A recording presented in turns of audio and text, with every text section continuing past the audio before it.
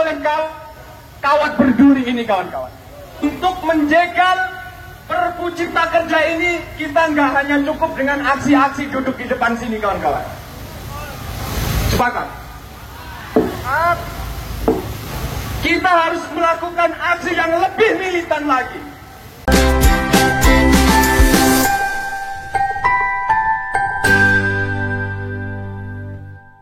Assalamualaikum warahmatullahi wabarakatuh.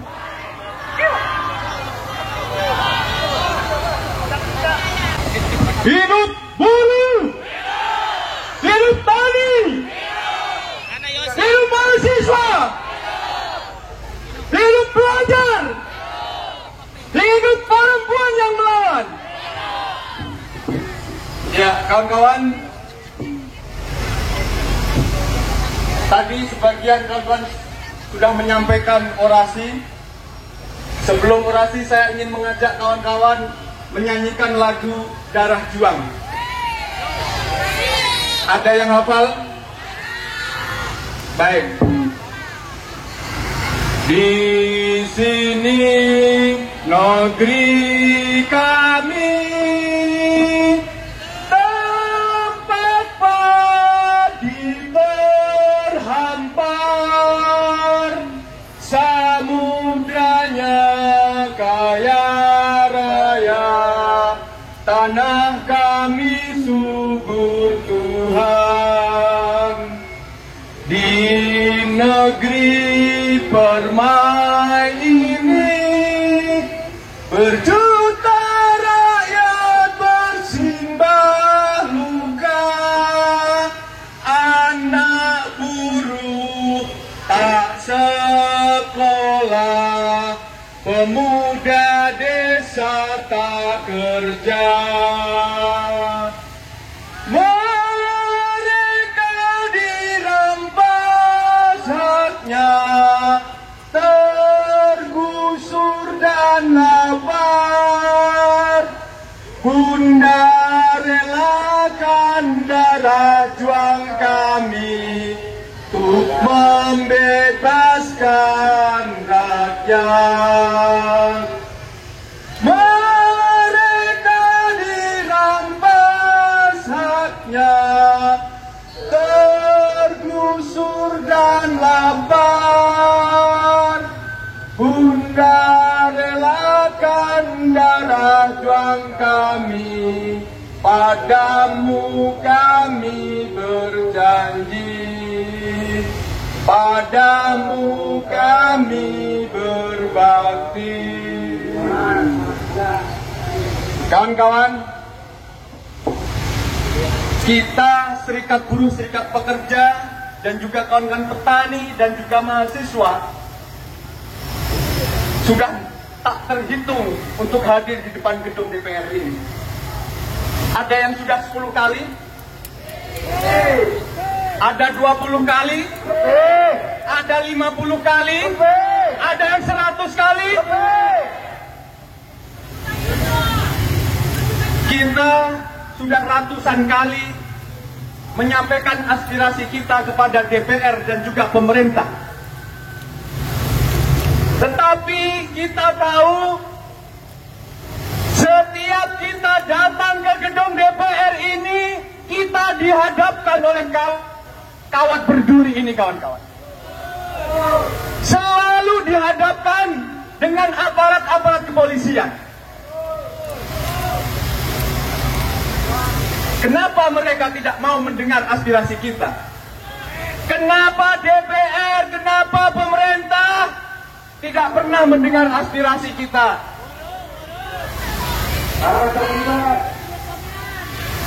Kita tahu karena sejatinya konsolidasi dari kapitalis mereka sudah kuat, kawan-kawan. Konsolidasi mereka menjadikan negara ini, pemerintah ini sekarang sudah dikuasai oleh oligarki, oleh kapitalis, betul tidak?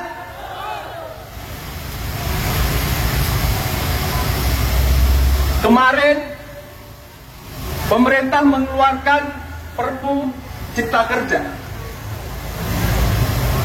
Kita tahu isi dari Perpu Cipta Kerja hanya berganti kulit, hanya berganti kemasan dari Undang-Undang Omnibus Law Cipta Kerja. Betul nggak?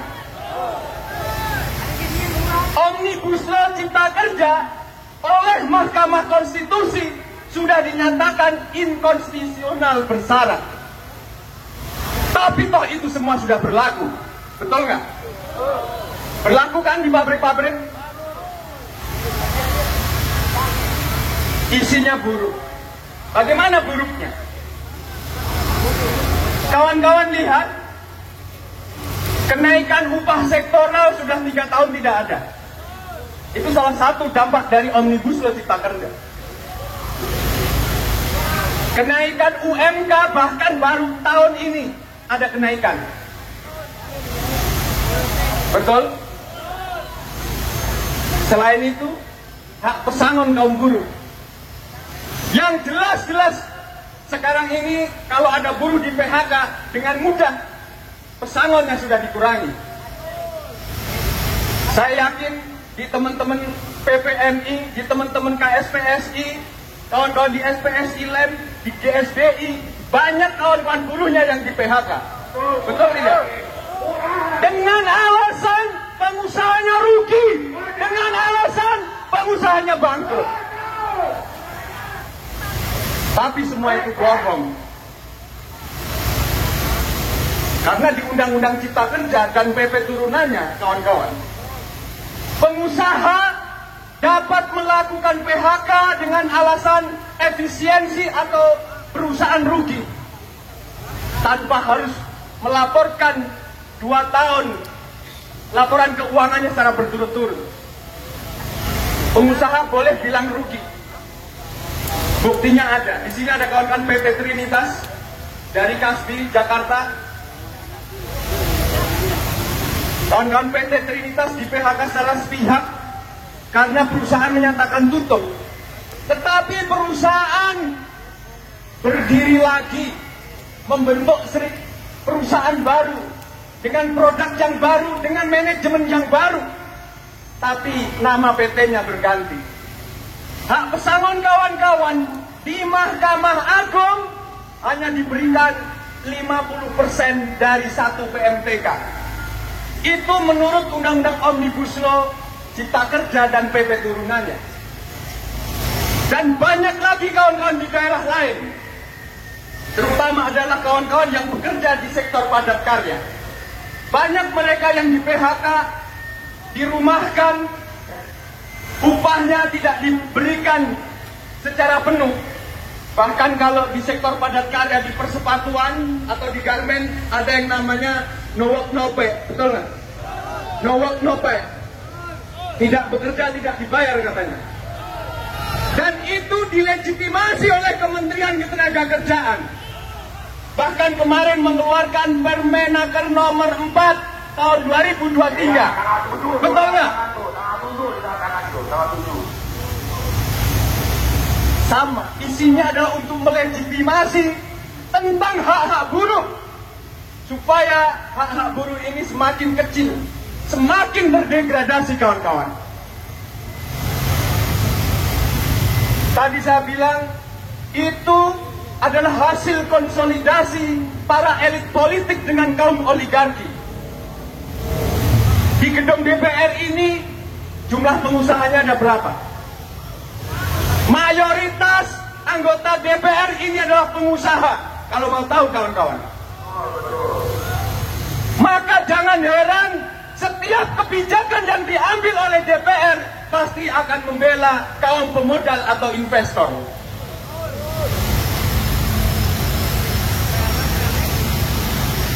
Di sini ada bapak-bapak kepolisian, di sini ada kawan-kawan petani. Agar kawan-kawan juga tahu, agar bapak-bapak tahu bahwa kaum buruh yang hari ini bekerja, ini adalah pertahanan terakhir dari kita kaum buruh. Ke depan setelah Perpu Cipta Kerja ini benar-benar disahkan dan diberlakukan, maka jangan harap kita dari kaum buruh akan diangkat menjadi pekerja tetap. Karena sistemnya sudah dirubah. Kontrak outsourcing sekarang diperbolehkan sampai 5 tahun. Jangka waktunya 5 tahun. Jenis pekerjaannya juga dibebaskan. Maka di sini kalau ada teman-teman mahasiswa atau kawan-kawan dari pelajar, kalau ke depan kawan-kawan mau bekerja, maka sangat kecil kemungkinan bisa diangkat menjadi pekerja tetap. Tapi di sini kawan-kawan, dari beberapa kali kita melakukan aksi, melakukan konsolidasi, aksi lagi, konsolidasi lagi, aksi lagi, tapi sampai dengan saat ini kita belum bisa menghadirkan kawan-kawan kita, kaum buruh yang katanya jutaan buruh di Indonesia. Itu juga salah satu menjadi evaluasi bagi kita semua. Konsolidasi kita ke depan harus kita perkuat. Untuk menjegal Perpu Cipta Kerja ini, kita nggak hanya cukup dengan aksi-aksi duduk di depan sini, kawan-kawan. Sepakat?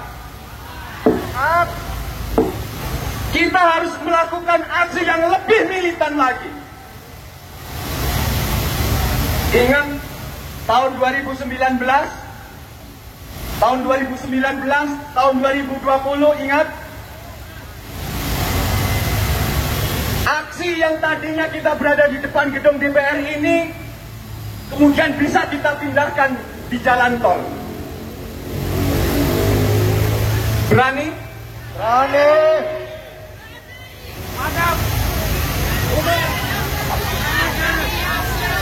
Jadi kita ada perlawanan. Kalau kita hanya duduk diam, dan juga DPR tidak akan menggubris apa yang menjadi tuntutan kita, kawan-kawan. Bahkan seharusnya kita kaum buruh, kaum tani dan mahasiswa bisa masuk ke dalam. Harusnya ada perwakilan-perwakilan yang hadir untuk melakukan audiensi. Harusnya DPR menerima perwakilan-perwakilan dari organisasi-organisasi. Bukan malah membentengi dengan lagi-lagi pagar kawat berduri. Apakah itu cara dari DPR untuk menerima atau menyerap aspirasi kita? Tadi kawan-kawan menyampaikan bahwa di DPR ini orang-orangnya sudah seperti iblis. Betul nggak? Tak pejabatnya sudah seperti iblis karena rakus. Betul nggak? Kenapa? Belum lama kita juga dipertontonkan.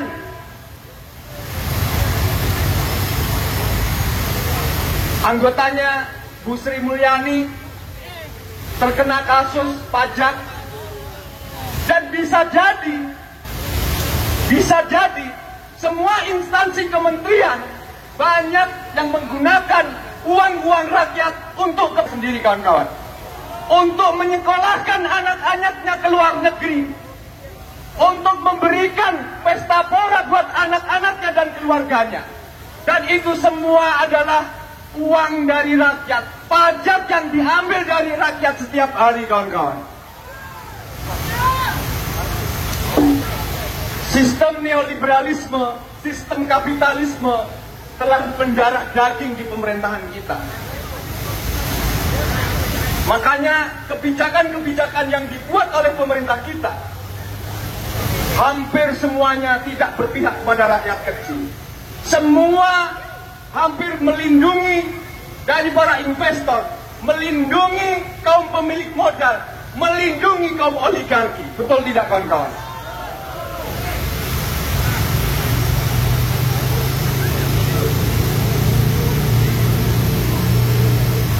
Kemarin kita konsolidasi, ada kawan-kawan mahasiswa dari berbagai macam kampus, kabarnya nanti sore juga akan datang ke gedung DPR. Kita akan menunggu kawan-kawan.